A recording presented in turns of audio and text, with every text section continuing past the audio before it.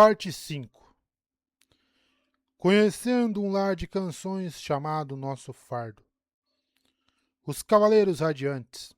Navani. Ponte 4. Taravangian. Vaire. Lesian. Riso. 98. Um matiz mórbido. Estou ansioso para governar os humanos. Reflexões de El no primeiro dos 10 dias finais. Agora sim. Para Dalinar, o cheiro da fumaça estava inexoravelmente associado ao do sangue. Seria difícil contar quantas vezes realizara aquela mesma longa caminhada por um campo onde uma batalha fora travada havia pouco tempo. Tornara-se um hábito realizar aquele tipo de autópsia da luta enquanto vasculhava o que restara. Era possível adivinhar o movimento que as tropas haviam feito pela maneira como os mortos estavam tombados. Fileiras de cantores indicavam que uma linha fora rompida e o caos reinara. Cadáveres humanos amontoados nas margens do rio largo, que o inimigo pressionara uma companhia inteira contra a água, que estava lenta, já que fazia alguns dias desde a última tempestade. Corpos com a frente varada por flechas, os primeiros momentos da batalha, e flechas nas costas, os últimos, quando os soldados abandonavam suas posições e fugiam. Dalinar passou por muitos corpos cravados de flechas com penas brancas, um tipo de emplumação que os papaguampas haviam entregado aos lotes para auxiliar no esforço de guerra. O sangue fluía pelo campo, escorrendo por pequenas rachaduras na pedra, lugares onde a água pluvial deixara sua marca.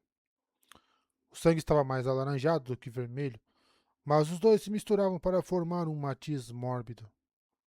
O vermelho desbotado de uma fruta mete podre. A fumaça pesava no ar. Em um campo de batalha tão distante da base, queimavam-se os mortos ali mesmo, enviando apenas os oficiais para casa, depois transformados em estátuas pelos transmutadores.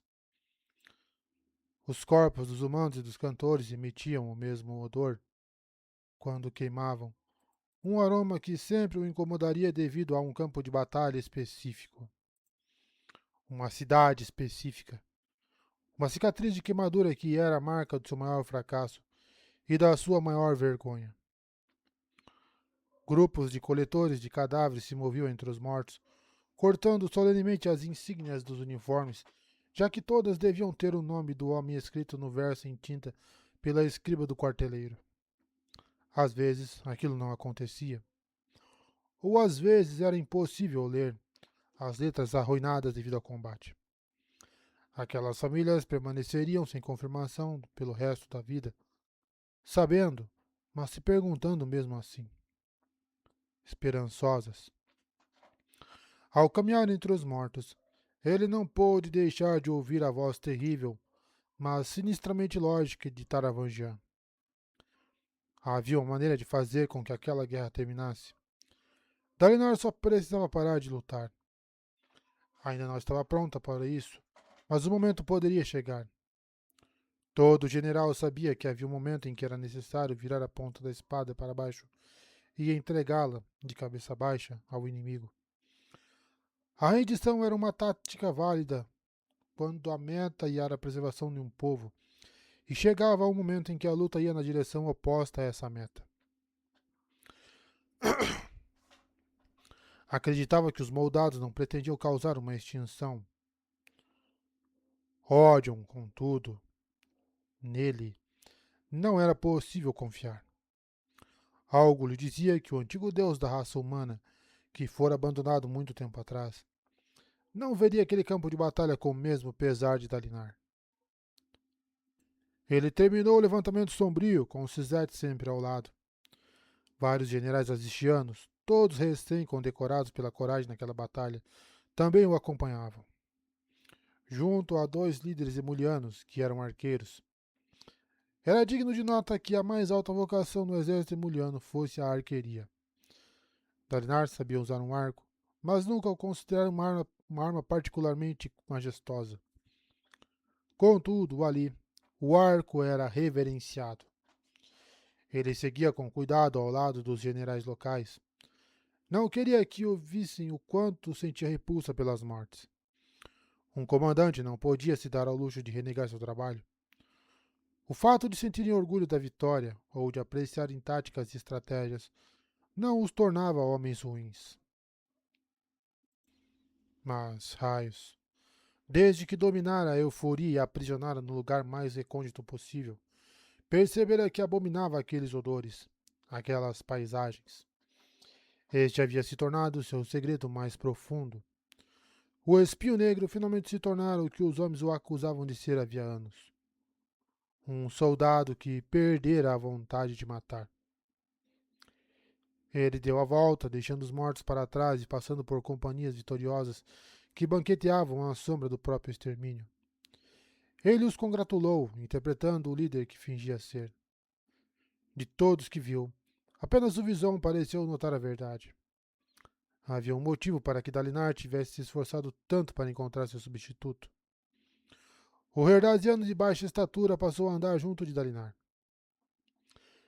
Esta batalha encerrou a guerra em Emu, disse o Visão. Resta apenas limpar os campos.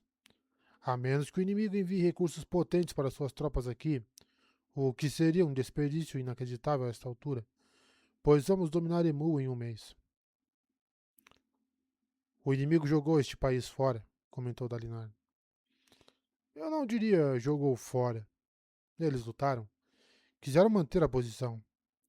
Ao mesmo tempo, sabiam que não podiam deslocar recursos para longe de Jaqueved neste momento, porque isso arriscaria uma desestabilização naquela região e talvez nos levasse a conquistá-la nos próximos meses.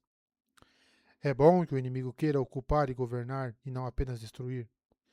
Eles poderiam ter enviado tropas o bastante para acabar com nossa frente aqui, mas isso teria destruído o restante dos esforços de guerra que tem. Na presente situação, eles sabem exatamente quantas tropas colocar em Emu para nos atrair com uma grande força de batalha, mas também como diminuir suas perdas se a batalha se voltar contra eles. Você tem sido extremamente útil, disse Dalinar. Apenas se lembre da sua promessa. Aletkar primeiro, Herdaz depois. O retiro antes de ambos. Você tem minha palavra. Sem ataques contra os irialianos, nenhuma tentativa de tomar Jaqueved até que seu povo esteja livre. Ele provavelmente não precisava fazer aquela promessa. O Visão era um homem astuto e havia facilmente percebido que, se Dali não recuperasse Aletkar algum dia, isso seria ótimo para uma eventual recuperação da terra natal dele. Quando Jaqueved se juntar ao inimigo, a importância tática de Herdaz aumentara muito. O Visão partiu para aproveitar a celebração pós-batalha com sua unidade pessoal de guerreiros pela liberdade de herdazianos. Dalinar acabou na pequena tenda de comando no campo de batalha, junto de um cálice cheio de rubis. Não podiam aquelas pedras ser de uma cor diferente? Raios. Fazia muito tempo desde que uma batalha o afetara tanto. É como se eu estivesse abandonado no meio de um oceano, pensou ele. Nós vencemos, mas Navani ainda está aprisionada. Se não conseguisse retomar o retiro, tudo entraria em colapso. Perder a torre era um grande revés para sua verdadeira meta. Pressionar Odium e assustá-lo bastante a ponto de aceitar um acordo. Então se levantou aliviado quando seguiu o corredor dos ventos. Entrou junto com mais dois da equipe dele e com Stargaile, o Tecelus, um homem bonito com físico de soldado e sorriso fácil. O nome era um pouco demais.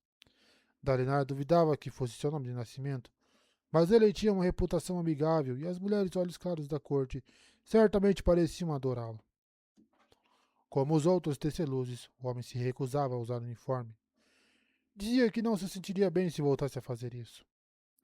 De fato, ele se curvou para Dalinar em vez de fazer uma saudação militar. Que sejam boas notícias, Sigizil. Por favor, disse Dalinar. Stargaile? Chamou Sigizil. Com certeza, respondeu Stargaile, inspirando luz das tempestades de uma bolsa no cinto. Ele começou a movimentar os dedos no ar, como se estivesse pintando. Cada um dos terceluzes fazia aquilo de um jeito. Shallan explicara que eles precisavam de algum tipo de foco para realizar a manipulação de fluxos. O dela envolvia desenhar.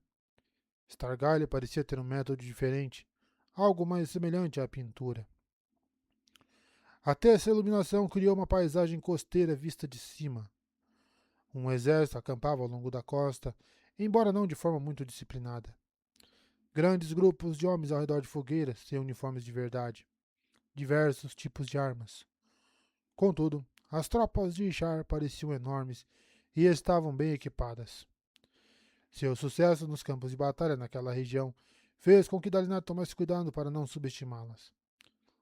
Podiam não ter uniformes de verdade, mas eram veteranas forjadas pela guerra. Aquilo, meu nobre, disse Stargyle. A imagem começou a se mover como na vida real. Eu consigo me lembrar de tudo, contanto que me concentre nas cores. As cores? Perguntou Dalinar, confuso. Eu era filho de um fabricante de pigmentos, Luminobre. Sempre vi o mundo através de cores. Estreite um pouco os olhos e tudo não passa de cores e formas. Dalinar inspecionou a ilusão em movimento. Mostrava o campo inteiro de pessoas e, o que era mais interessante, um grande pavilhão no centro. O edifício era pintado em padrões anelados, como braceletes que já vira os tucarenos usando. Dalinar achava que tinha significado religioso, embora não soubesse muito sobre a região.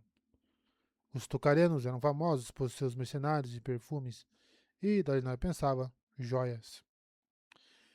A ilusão tremeluziu enquanto Dalinar se aproximava. Havia uma única pessoa diante do pavilhão. Não estava usando as mesmas roupas que os soldados, nem segurando uma arma. Nós vamos nos aproximar em um segundo. O senhor precisa ver a pessoa na frente, disse Sigizil. Estou vendo, respondeu Dalinar, inclinando-se para perto. De fato, até essa iluminação logo se aproximou do pavilhão, e a figura se tornou mais distinta. Um homem mais velho. Não aparentava ser tucareno nem aletiano, mas, sim, ele provavelmente era chino. E Riso dissera que essa seria a aparência de Ishar. Um homem chino mais velho, com barba branca e pele muito clara. Tukar vinha de Tuk, a palavra que usavam para o arauto Talenelat. Mas não era Taune que os governava. Não naquele momento. Era outro arauto. Ishar estava usando uma túnica simples de um azul profundo. Ele abriu os braços enquanto a geada se cristalizava na rocha ao redor, formando linhas. Um glifo. O símbolo para mistério, uma pergunta.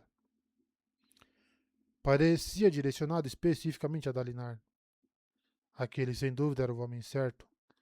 Dalinar nem precisava consultar os desenhos que Riso fornecera. Houve um som sibilante ao lado e, quando olhou, ficou surpreso ao notar que Sizete havia deixado seu posto na entrada da tenda.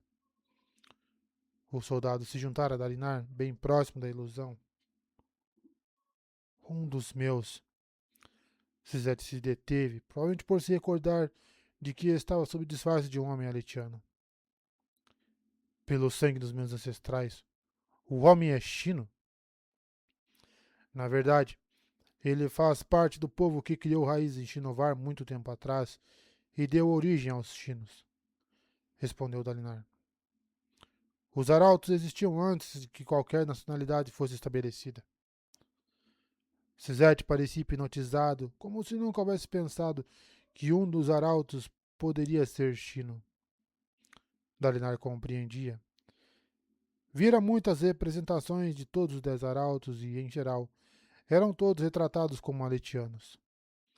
Era preciso pesquisar as obras-primas de eras anteriores para achar imagens dos arautos representando todos os povos de Roshar.